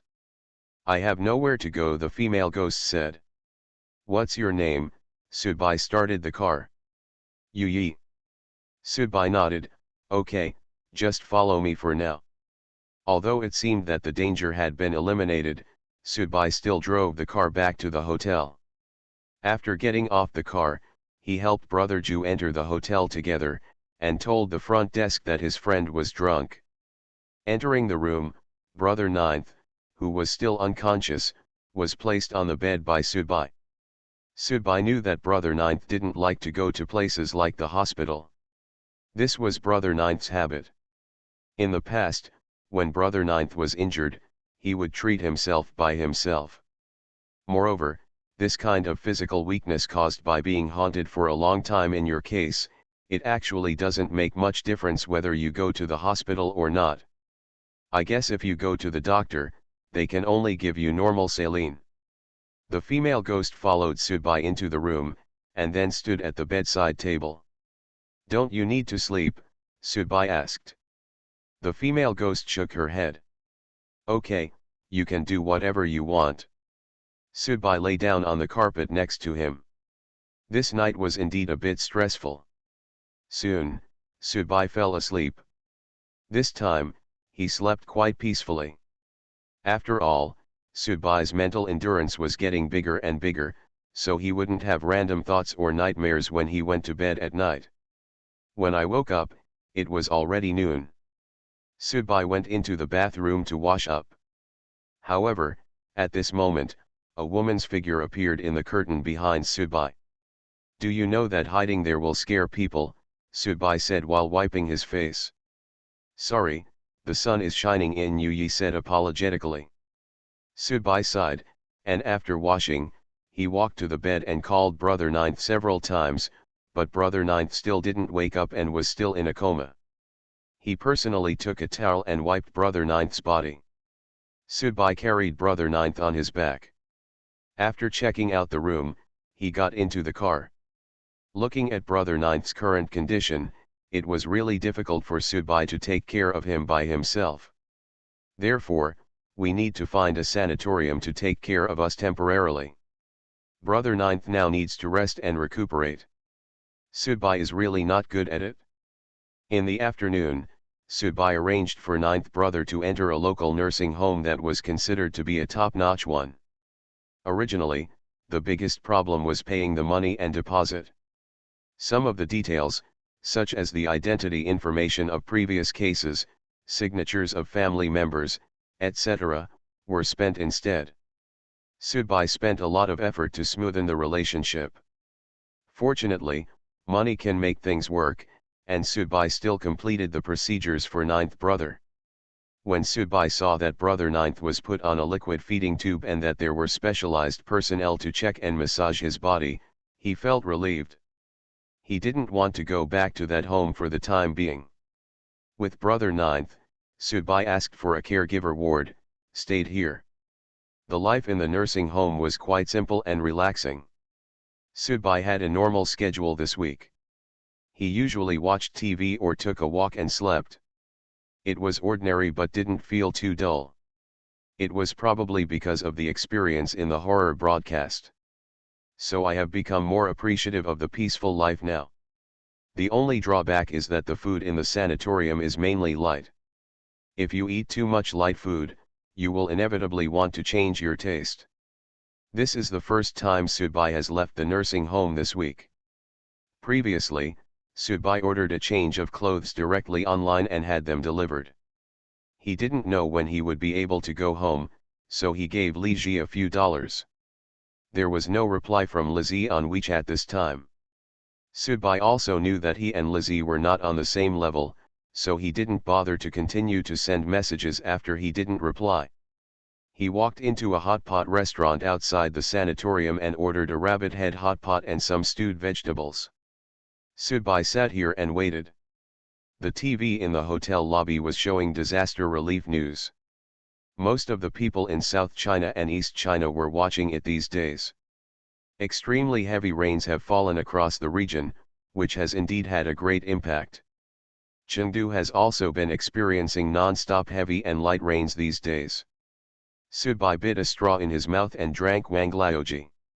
The food still had to wait for a while. Fortunately, Sudbai was not in a hurry. He came out to have his teeth beaten as a sacrifice, not just released from prison to starve to death. However, at this time, a person suddenly came in outside the hotel door. The person was a bit big. Sudbai glanced at him and didn't move away. The other person also saw Sudbai, and immediately slapped his thigh, and then came directly to him. He sat down in front of Sudbai, and then waved to the waiter as if he didn't regard himself as an outsider. "Beauty, add some bowls and chopsticks, and 2 bottles of rice wine." "I want it." After that, the fat man really looked at Sudbai and asked, "Dude, are you awake now?" Sudbai shook his head. "Not yet, but my body is recovering well and should be soon. Don't worry too much. There's nothing wrong with him. He has a good physique and a good physical foundation." Sudbai didn't ask about the bronze box. Since the fat man had taken it away, there was no need for him to ask again, otherwise it would be a bit unnecessary. "By the way, you have completed your mission and spent 3 days, right?" Sudbai shook his head in confusion. Is it the number of times he has passed through the story world? The fat man was the audience. This was what Sudbai had guessed, so when the other party said it directly, Sudbai was not too surprised. The fat man was a little surprised. "Hey, why don't you even understand this? I just finished the experience mission." After hearing Sudbai's words, the fat man looked at Sudbai with something wrong, and said a little excitedly, "Hey, you're a talent. Okay, I saw you take action that night, I feel you should have a mission completion level of 3 or 4 doin, I didn't expect you to do it once. At this time, the rabbit head hot pot was served, and the fat man didn't care about anything else. He opened his chopsticks and started to eat happily. Eat, eat, eat quickly. I come to this shop often, and I know the boss well. It's just that the boss just passed away 3 days ago. I happened to have something to do and couldn't come. Today, I came here specifically to give the boss a final taste. The skill of cooking by yourself. The fat man said while eating. Sudbai spread his chopsticks and picked out a piece of rabbit meat. Then he frowned slightly. The fat man's words just now passed through Sudbai's mind again. Sudbai put the rabbit meat back again. The chopsticks were also put down. There's something wrong with this. Terror broadcast. Author, Chunji Disyao. Chapter 60. What's wrong? You don't want to eat? Tisk tisk, you still mind this? Let's eat our food. Eat as much as we can and be happy with it. I can completely relax and go on my way, isn't it? That's all I wish for. The fat man continued to eat as if he didn't care. Sudbai shook his head, but still couldn't eat it. It's not that Sudbai was really looking down and hypocritical. This was not a story world where the living environment was extremely harsh. Since it was in the real world, if conditions allowed, he could do it without aggrieved himself. Don't feel wronged. Hey, you. The fat man smiled and said, okay, if you don't want to eat, I will. The fat man ate and drank all alone during the whole meal. It made Sudbai feel that the fat man just made up that sentence deliberately because he was afraid that he would steal the food. However, thinking about it, the fat man didn't have such a bottom line kind of situation. At this time, the fat man took out a piece of talisman paper from his pocket, soaked it in a glass of water without lighting it, and then handed the talisman paper to Sudbai. Here, wipe your eyes. Sudbai took the talisman and wiped it gently on his eyes. There seemed to be a hazy moisture in his eyes. Then, Sudbai seemed to have discovered something. He was a little surprised, but not particularly surprised. An old man in chef's clothes was walking among the diners, smiling as he walked, but Sudbai was sure that this old man did not exist before he wiped his eyes with the talisman paper. The old man walked to Sudbai's table at this time. The fat man put down his chopsticks, took a sip of Wang Lo Cat to the old man, and whispered. Usually only people who are about to die eat a bowl of decapitated rice, but here it's the other way around. Come on, let's eat and drink well. You can go on your way with peace of mind. One love and one destiny. Just go on your way and let it be whether your son can successfully open this store. If you continue to stay here, it will ruin the feng shui of this store. The old man was surprised that the fat man could see him, and then he clasped his hands and bowed in fear. Immediately afterwards, the old man walked towards the door of the hotel, took one last longing look at the hotel, then left and disappeared. The fat man touched his belly, and a pot of rabbit heads almost went into his belly. Naturally, he felt a little stuffed, but he was kind enough and took out a small box from his pocket. Take it and give it to that buddy. The things exchanged in the Wadian store are not for the audience to use. These are pills I prepared myself. They have no other special effects. They are good for replenishing vitality. Sudbai put the box away. Thanks. Don't be so casual. By the way, besides me, do you have any real-life connections with other listeners? Sudbai thought of Lychee, but still said, no more. Hee, actually it is necessary to make more friends. At least if you happen to enter the same story world, it will be easier for you to stab someone in the back if you know everything, right? Fatty said with a familiar tone. At this time, Sudbai suddenly thought of Joju and those people who knew Joju in real life. He felt that the fat man was right. In fact, This was also the reason why Sudbai did not find other listeners on the internet. In fact, it is not difficult to find a few listeners by posting some posts on the internet or making some clarified descriptions, but it is not very meaningful. Once you enter the story world, no matter whether you have known each other before, it's better to make a decision based on interests. Okay, I went out a while ago to do something for a big shot, run errands, and earn some extra money. Now I have to go back to resume my life. Thank you for inviting me to this meal. We are really kind of destined. The fat man stood up and suddenly remembered something. By the way, what's your name? Let's leave a number. Is it convenient for stabbing? Sudbai joked as he took out his phone and exchanged numbers with Fatty, then added WeChat. The fat man's name is Jong Bai, which is considered to be the naming habit of the previous generation, that is, Sudbai's father's generation. The names are basically Jianxi, Jiangguo, Bai, Jianjun and so on. Of Sudbai, right? Well, okay, by the way, can you call Didi for a taxi? This is a new phone and I'm too lazy to download the software. Sudbai nodded. This job was not difficult. It only cost a few dozen yuan. Sudbai opened the software and asked. Where to? Area of typing and prosperity in Wuhao district. Sudbai suddenly stopped, and then asked with some confusion, say it again. Area of the peaceful age of Wuhao district. Fatty repeated it again. I live nearby, can we go together? Sudbai asked. The fat man put on an I understand expression and put his arm around Sudbai's shoulders. Brother, I know what you are thinking. In fact, if you are willing to find someone to hug you, our fat man's legs are also very strong, right? The fat man also winked at Sudbai. Sudbai shrugged, I'm not telling lies.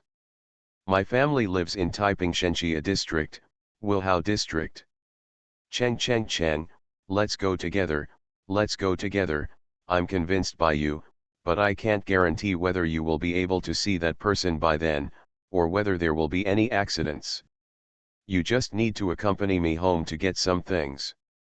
Then I'll go back to the nursing home and you go see the big shot. At this moment, the driver called. Sudbai asked him to stop in front of the hotel.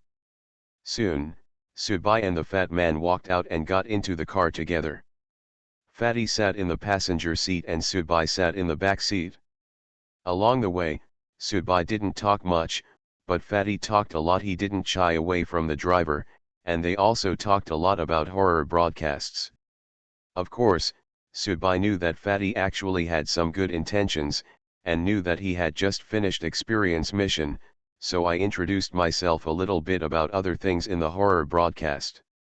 For example, in a general story world, the more the audience participates, the higher the mortality rate in the story world.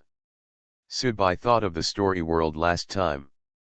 There were more than 10 people experiencing and listening to it, but only 3 people survived. Fatty also said that in general horror broadcasts, those who have a mission completion score of less than 5 are newcomers.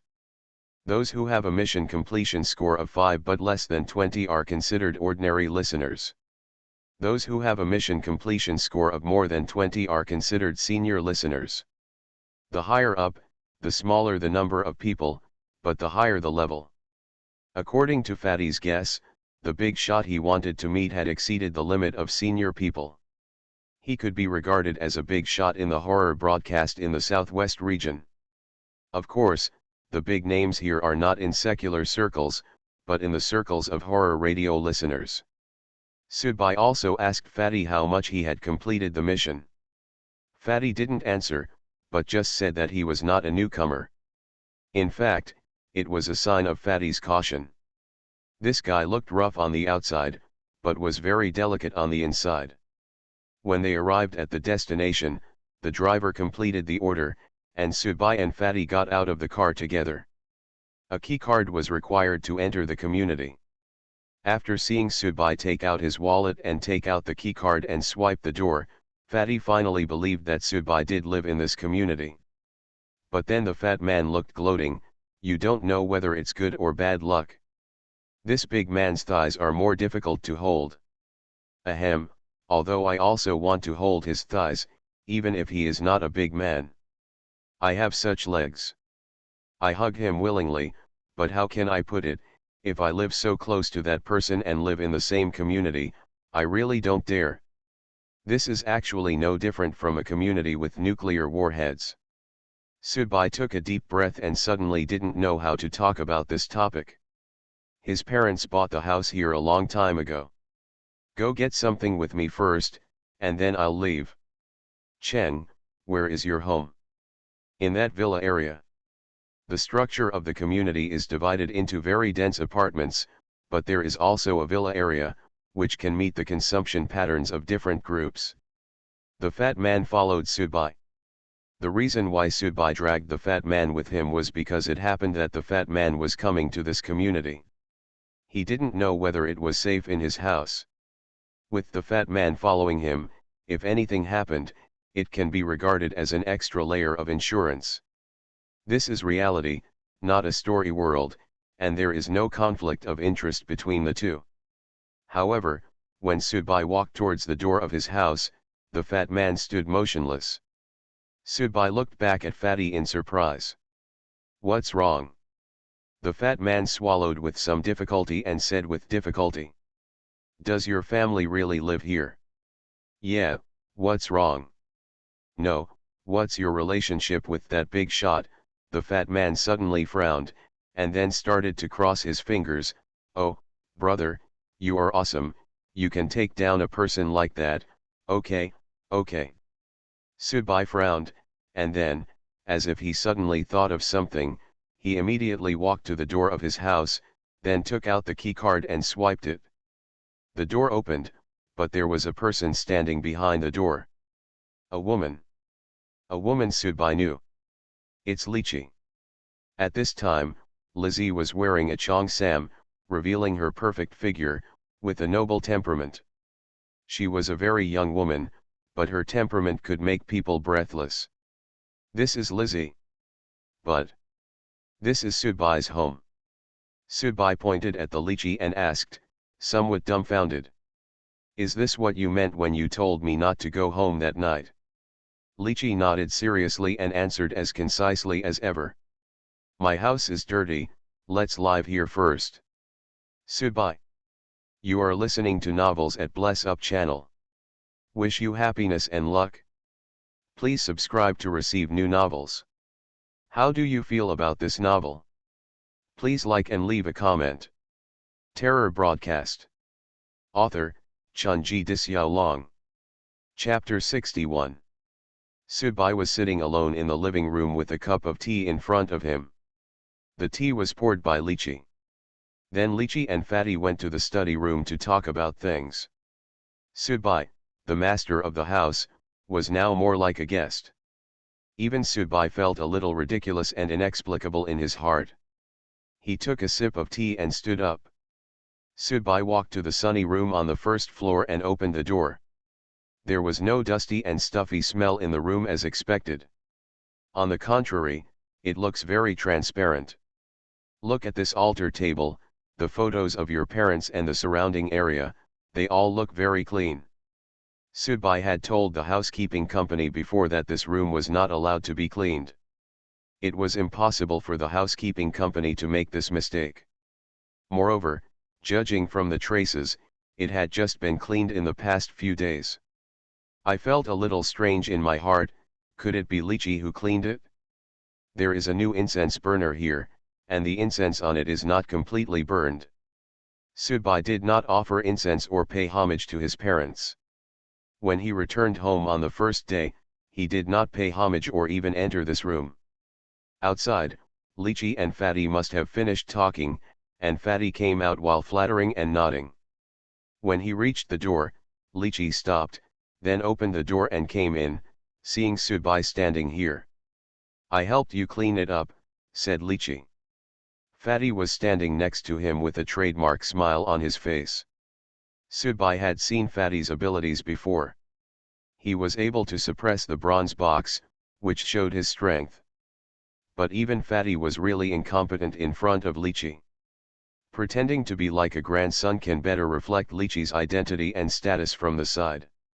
In the previous glance, because he knew that Sudbai and Lychee knew each other, his attitude towards Sudbai also changed 180 degrees. Therefore, maybe Sudbai, who was not very familiar with the circle, could not put it in his mind. Jean clearly perceives the horror of Lychee, but others, those old fritters, can. Nothing. Sudbai replied with these two words, then took down the incense burner and threw it directly into the trash can next to it. Lychee frowned. The fat man beside him was stunned with fright, thinking that this guy is really awesome. He dared to slap her in the face in public. It's okay, I admire him very much. It would be better if you don't die in the next second. However, something even more surprising happened to Fatty. Lychee did not directly punish this guy, but just asked. Why? Sudbai shrugged. My mother said in her suicide note that she didn't want to be enshrined after her death. She hated my dad smoking all her life. She didn't want to be put on the altar table after her death and then have her nose covered with incense. Avoid the smell of smoke. Lychee nodded and smiled. This is in line with Auntie's character.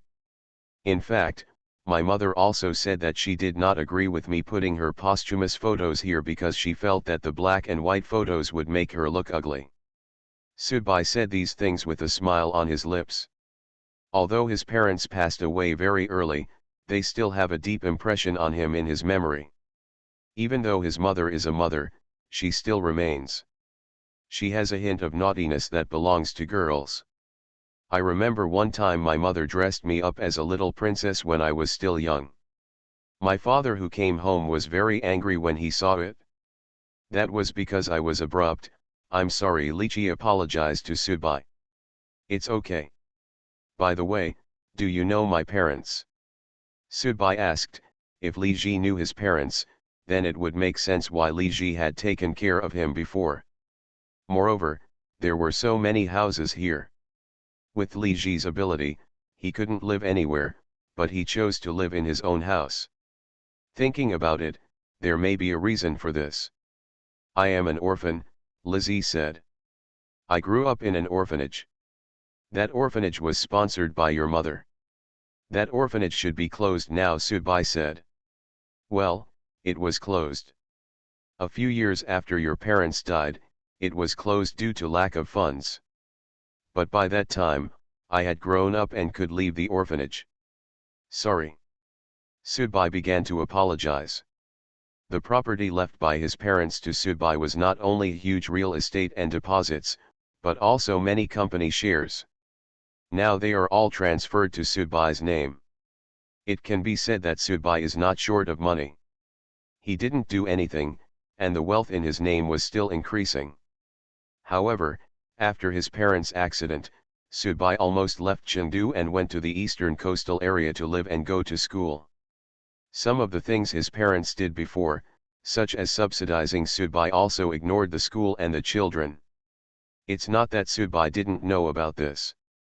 In fact, many schools, orphanages, or other relief organizations had tried to find Sudbai's contact information to seek continued funding, but they were all coldly rejected by Sudbai. Because at that time Sudbai felt that it was really boring that his parents had done so many good things, but they still died unexpectedly and prematurely. Lychee stood next to Sudbai and looked at the two photos on the altar table. Aunt Sue is a very good person and I like her very much. Thanks. I won't stay here long, I will be away for a long time, maybe half a year, maybe a year, maybe even longer. Yes, Sudbai looked very calm. He had never thought about getting any help from Lychee after knowing the relationship between Lychee and his mother. If he did, it would be a blasphemy against his mother. I will stay with Jixiang, because I can't take him away, Lizzie continued. Zhang Bei is also from Chengdu. If anything happens in the future, you can find him. The fat man immediately raised his chest and raised his head. I want it, I want it. Lychee turned around and looked at Sudbai. Actually, when I was a child, I also saw you when I was a child. At that time, you were sitting in the car and your mother asked you to come down and play with us, but you refused. Subai smiled. I can't help you much anymore. If I don't leave, I can actually help you a lot. I can even guarantee that you will survive. But I have to leave. If I have too much influence on you before I leave, it will being taken into account by the terrorist broadcast. Then in your next story mission, it will focus on increasing the difficulty for you, making it more difficult for you to survive. I will no longer be there at that time, and I can't help you resolve it, so it could hurt you. No need to explain, I understand. You go back to the nursing home. I'll leave tomorrow.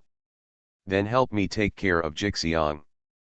After saying these words, Lizzie bowed gently to the photo of Sudbai's parents, and then left the room. Sudbai and Fatty left their home together, a home temporarily occupied by magpie nests and doves. The two of them stood at the gate of the community. The fat man had a cigarette in his mouth and a lighter in his hand. He sighed and said, "What a pity. You have such beautiful and powerful legs in front of you, but you didn't the opportunity to hold her, tisk tisk, what a pity." Sudbai looked at the fat man, then lowered his gaze and placed it on the fat man's legs. The fat man immediately shivered and said sarcastically, "My legs are not as thick as hers, no, no, no, they are thicker than hers, and they also have legs hair." "Are you ready to go back?" Sudbai asked. The fat man nodded. "I'll take a taxi for you." "Okay." After what happened before, Fatty's attitude towards Sudbai also improved and changed significantly. Just when Sudbai was about to take a taxi, he suddenly felt a stabbing pain in his chest, and his breathing immediately became extremely difficult. Then, Sudbai squatted on the ground, holding his hands on the ground, and cold sweat began to flow down. At this time, Sudbai suddenly discovered that the fat man was kneeling on the ground just like him, with sweat profusely on his face. Fortunately, this painful feeling disappeared quickly, and both Sudbai and Fatty sat on the ground panting. The fat man looked at the community behind him bitterly, gritted his teeth and said, "Damn, this woman has known this for a long time and deliberately roped me in to be your wet nurse." Sudbai took out his mobile phone, and sure enough, he received a private preview message on WeChat, which was a picture and text. Story world, the taunt of death. Story attribute, death struggle. Story audience, 20 people. Yigu, Zhongbei, Sudbai. Main mission, unknown. P.S. Enter the story world 3 days after this notice is released. The picture and text are accompanied by a photo of a barren mountain. However, among the audience members participating in this mission, Sudbai could only see Yigu, himself, and Zhongbei. The rest of them had blurred fonts and did not know their names. Sudbai looked at Fatty's mobile phone screen again and found that Fatty's there were a few more visible names than his own, and they should be people the fat man already knew. The fat man covered his face with his hands, feeling like he was about to cry but had no tears. "My ancestors, this is a group mission for 20 people. In the taxi before, Fatty had shared science with Sudbai. The more people participating, the higher the mortality rate, which means the greater the danger in the story world." Sudbai looked at the fat man and said, "Look away." The fat man turned to look at Sudbai, and then at the community behind him. He sniffed and nodded, but the expression of the baby's pain was still so obvious. At this time, Sudbai's cell phone rang. It was an unfamiliar number from Chongqing. Sudbai did not answer it in a hurry. Instead, he went through the number in his mind and finally found an impression. In the previous story, I once exchanged numbers with someone. "Hello." Sudbai answered the phone. "Hey, Sudbai, come and save me." "Where are you?" Sudbai frowned, but Yigu's voice didn't sound that critical. "I'm going to drive from Chongqing to Chengdu today to come and have fun with you. The damn radio sent me a mission notice while I was driving, so I drove the car directly into a ditch. Terror broadcast. Author, Chunji Disyao. Chapter 62. At nightfall, Yigu came over. He was also very single. He just threw his car in the ditch, used his mind power to get out, and then hitchhiked on the road into Chengdu. Along the way, it was considered, smoothly. The three of them gathered in a shop called A Handful of Bones. This chain store is quite famous in Chengdu. It specializes in bones and its signature dish is bone stew. Subai and Fatty stayed in the coffee shop in the afternoon, dozing off. So when they saw Yigu, the two of them were still a little sleepy, which was in sharp contrast to Yigu's slightly embarrassed appearance. Eat, eat, I'm starving. I was really hungry after a long hard work. Subai filled some soup and drank some for himself. The fat man had eaten a lot of snacks in the afternoon and his appetite was not very good at this time. After eating several bones, Gu finally regained his composure. Seeing Subai and Fatty's lack of interest, he looked at the time and said, "No, it's only what time and you're already sleepy." Subai smiled and lit a cigarette. The fat man rubbed his eyes and breathed a sigh of relief. "You two are weak scum. The nightlife has just begun and you can't do it. Life like this is incomplete. Who on earth told us that we would be there in half an hour, but ended up having to wait 4 or 5 hours in the coffee shop before we came over? We listened to ballads there all afternoon, and it made my ears tingle. Fat grandpa, it's soft. I've been hypnotized all afternoon and I'm still feeling sleepy now. You should hurry up and finish your meal. Let's find a place to open a hotel and take a nap." "Why are you sleeping?" "I don't come to Chengdu often, how could I waste this night?" Guyi picked up another bone and started eating it. "Do you have a mistress in Chengdu?" Subai asked a little funny. He and Yigu had stayed in the last story world for several days, and he had a lot of understanding of Yigu's temper.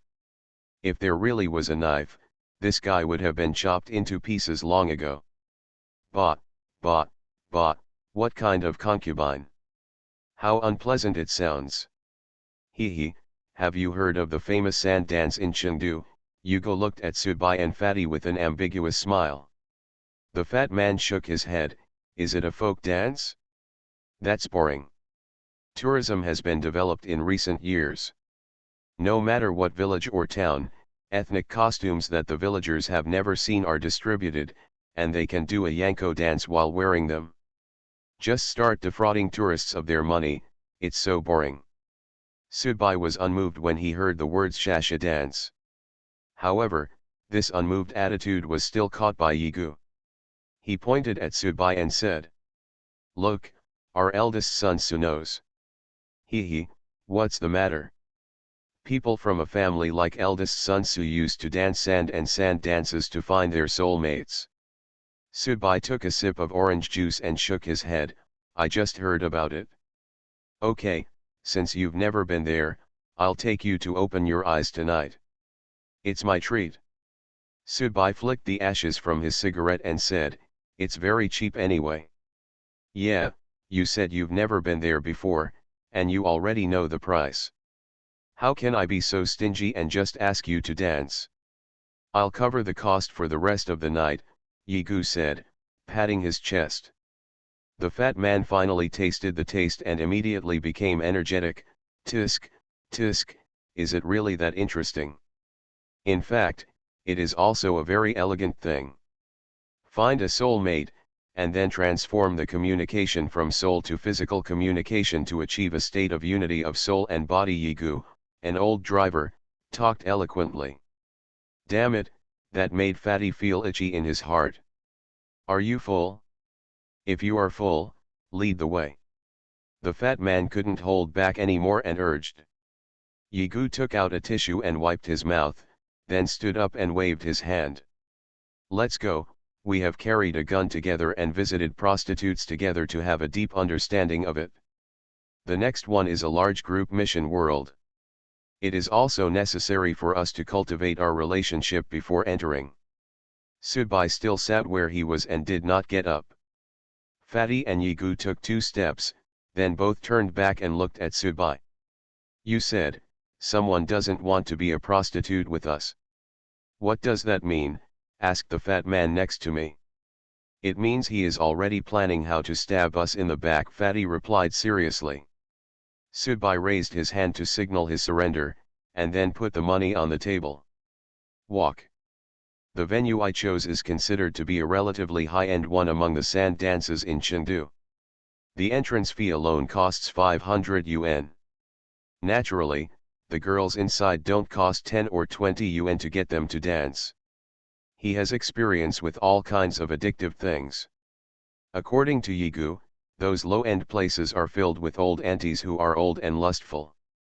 But this place is full of real people, usually teachers or white-collar workers. Women like this are here to make extra money, and ordinary buses are not allowed here. Subai held a cigarette in his hand. When he entered, a man in black clothes pointed at Subai. Put out the cigarette. Subai pretended not to hear, picked up the cigarette, took a puff, and then continued walking inside. The man reached out to grab Subai. This is the rule here. Gu turned around at this moment and kicked the man in the stomach. The man fell to the ground after being kicked, holding his stomach and unable to stand up for a while. Open your dog eyes and see clearly, Yigu said harshly. All the security guards around him were silent, and the 3 of them continued walking inside. I said, Abai, why are you holding a cigarette? It's disturbing your mood, the fat man said with some dissatisfaction. Gu then stretched out his hand and patted the fat man's charter. Where is the rule against smoking in this place? People are just testing our confidence, do you understand? If we obediently pinch out the cigarette butts, people will know our details, that is, those little hanging wires that reluctantly spent 500 yuan to play with will not have high-end products coming to us by then. Do you know?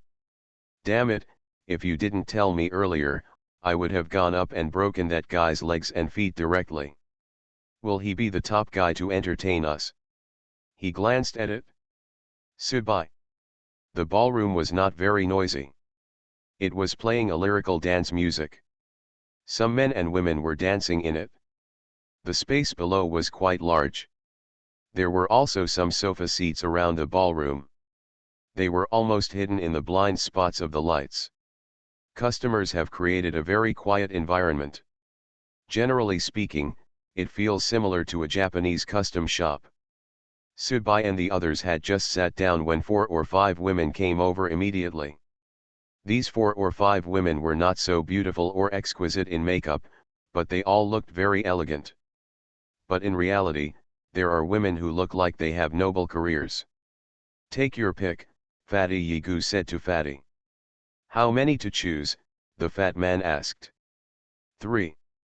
Sure, this. The fat man directly chose 3 women, and the 3 women also walked in very wisely. 2 sat on both sides of the fat man, and 1 sat on the fat man's lap, making the fat man look beautiful. Yigu chose an older intellectual woman, which suited Yigu's taste. The petite girl sat down next to Subai. Come, drink, cheers. Yigu invited everyone to drink together.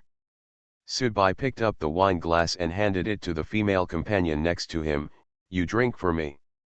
You have to drink instead. Before the girl finished speaking, Subai took out her wallet, pulled out a wad of red bills, and stuffed it directly into the woman's vagina. The woman immediately drank 2 glasses of wine without saying a word. Oh, yes, Yigu winked at Subai. My young master Su is also a veteran of the Fengjia field. At this time, the dance music changed and became very exciting. Many men and women who were sitting below also came forward to dance together. The men moved their hands up and down, and the women did whatever they wanted. Anyway, the relationship between the 2 parties was only limited here. Addicted to handcrafting.